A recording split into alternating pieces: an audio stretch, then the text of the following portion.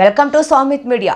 ప్రభాస్ కథానాయకుడిగా మారుతి దర్శకత్వంలో రూపొందుతున్న ది రాజా సాబ్ చిత్రం నిర్మాణం నుంచే ప్రేక్షకుల్లో ఆసక్తిని రేకెత్తిస్తున్నది.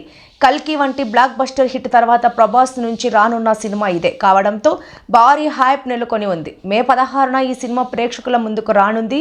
చిత్రీకరణ తుది దశకు చేరుకుంది. తాజా సమాచారం ప్రకారం ఈ సినిమా పాటలపై మేకర్స్ ప్రత్యేక శ్రద్ధ తీసుకుంటున్నారట.